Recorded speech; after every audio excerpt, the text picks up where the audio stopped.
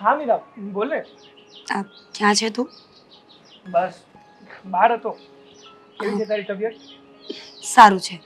તને કેમ છે? બસ મારે પણ તબિયત એકદમ સારી છે ને સારું છે. એ છે સાગર, કે હા આપણે કેટલા દિવસથી ક્યાંય બહાર નથી ગયા. આ માથાકૂટ થઈ ત્યારથી આપણે બંને જીવન જીવવાનું ભૂલી જ ગયા છીએ. હા, તું હા પાડે તો બહાર જઈએ. હા હા વાંધો નહીં, જઈએ ને બહાર. મને કોઈ પ્રોબ્લેમ નથી. આપણે બહાર જઈએ. હું તને કોલ કરું ને પછી તું બહાર આવજે. ઠીક છે. ક્યાં જઈશું? તું કે ત્યાં? ઓકે, હું તને નક્કી કરીને કેવડાવું. ઓકે. ઓકે સારું. બાકી હવે કંઈ ફોન મેસેજ નથી આવતા ને કોઈને? ના ના, હવે તો કોઈના નથી આવતા. સારું, ચાલ. હા કુદરતની દયા કે આ બધું ઠીક થઈ ગયું. હા હા, સારું, ચાલ. બાય. બાય.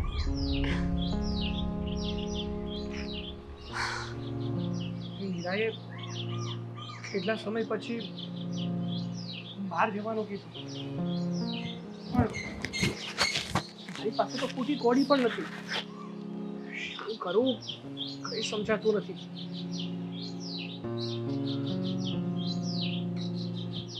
આઈડિયા, લાલભાઈને ફોન કરવા. એ જ કંઈક પૈસાનું અરેન્જમેન્ટ કરી દઈશું.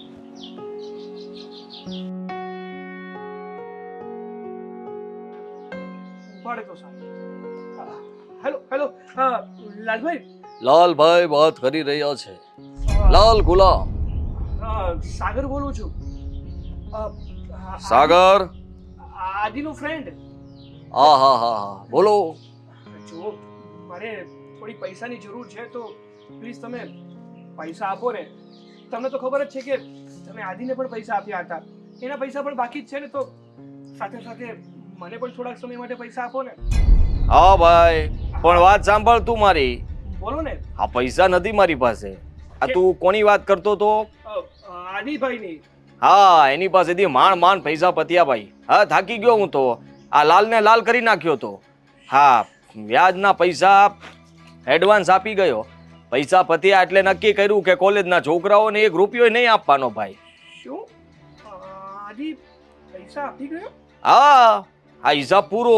અને આપણે કોઈને હવે ઓળખતા નથી. હવે છે ને બીજી વાર આ નંબર પર ફોન નહીં કરતો, નકર લાલ ગુલામની બદલે લાલ બાદશાહ આવશે ઘરે. હા, જલ ફોન મૂક બેટા. અરે લાલભાઈ,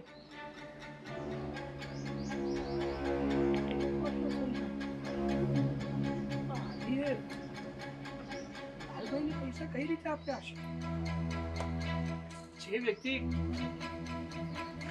ખુદની પાસે કઈ પૈસા નથી, કઈ ઠેકાણા નથી, એ લાલભાઈને કઈ રીતે પૈસા આપી શકે? હશે હવે કઈ એડજસ્ટ થઈ ગયું હશે એની પાસે, તો દીધા હશે. તો એક કામ કરું ને, આદિને જ ફોન કરું. જો એની પાસે એડજસ્ટ થઈ જાય ને તો વ્યાજ દેવાની પણ કોઈ ઝંઝટ નહીં, ને મારું કામ પણ થઈ જાય.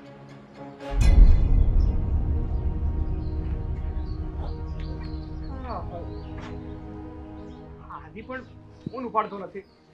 સાગરનો ફોન? હાલો. હા સાગર. હા આદિ. હા બોલ ને ભાઈ. જો ભાઈ, શું કરે છે તું? અરે કઈ નહીં, બહાર જતો હતો, તારો ફોન આવ્યો તો ઊભો રહી ગયો. બોલ. મારી વાત સાંભળ ને. હા બોલ ને. તારું કામ પડ્યું છે યાર. શું કામ પડ્યું? બોલ. થોડાક પૈસાની જરૂર હતી. પૈસા? હા. હા, પેલા લોકોએ પાછી ઉઘરાણી કરી કે શું? ના ના, એવી વાત નથી. એમાં વાત જાણે એવી છે કે મીરા અને હું, તને તો ખબર જ છે ને કે ઘણા સમયથી આ બ્લેકમેલરના કિસ્સામાં ફસાઈ ગયેલા હતા. હવે એમાંથી બહાર નીકળ્યા છે ને, તો મીરા કહે છે કે માઇન્ડ ફ્રેશ કરવા માટે બહાર ફરવા જવું છે. તો પ્લીઝ તારી પાસે થઈ શકે તો મને 10,000 રૂપિયા કરી આપને. એક જ મિનિટ ચાલુ રાખજે. હા. મ્યુટ કર્યા પછી સંભળાતું તો ના જ હોય ને. Hello hello. હા નહીં. હાલો. હા, હવે બેટા તું જો. હા, તારા જ પૈસે તને મોજ ન કરાવું ને તો મારું નામે આદિ નહીં. હા આદિ કેટલી? હા હાલો. હા ભઈલા. હા હા બોલ બોલ બોલ. હા. અરે તારી પાસે એડજસ્ટ થાય એવું છે ખરું? 10,000 રૂપિયા? હા 10. હા તો થઈ જાય ને ગાંડા. હા કરાવી આપું ચાલ. હા હા ને? હા સારું ચાલ. થેન્ક યુ ભાઈ. અરે ઇટ્સ ઓકે, બાય બાય. હવે જો બટા, તારે 10,000 રૂપિયાથી મોજ કરવા જવું છે ને? આ લે, આ મીરાના ફોનમાં નાખ્યો મેસેજ. 10,000 રૂપિયા મોકલો ફટાફટ, નહીં તો ફ્લાઇટ ઉપડી જશે ટકાટક.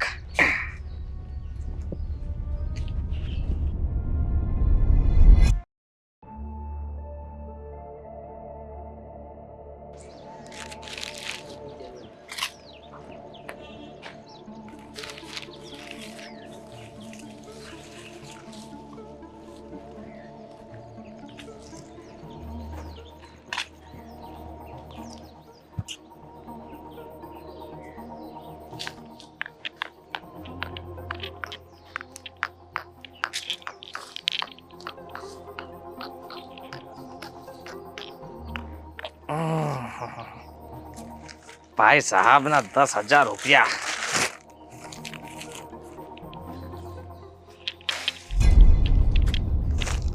તો પૈસા ક્યાં છે? હા, આ સાલો ચિંદી ચોર પૈસા મૂક્યા વગર જ પેપર મૂકી ગયો કે શું?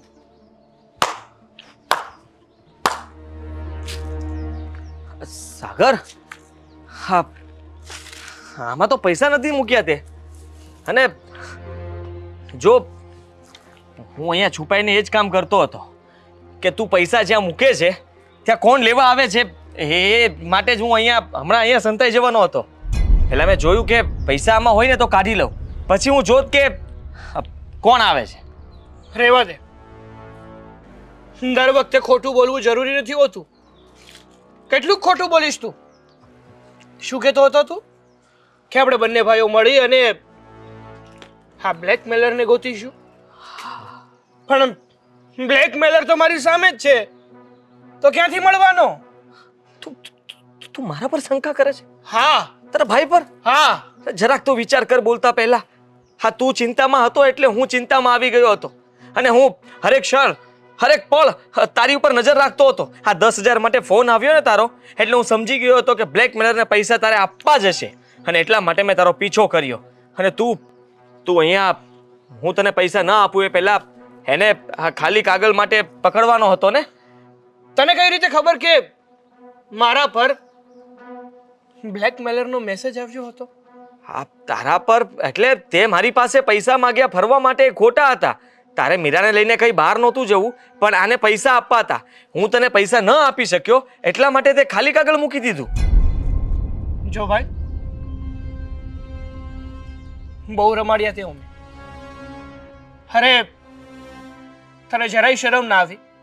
એક મિત્ર થઈને મિત્રને છેતરતા તને જરાય શરમ ના આવી?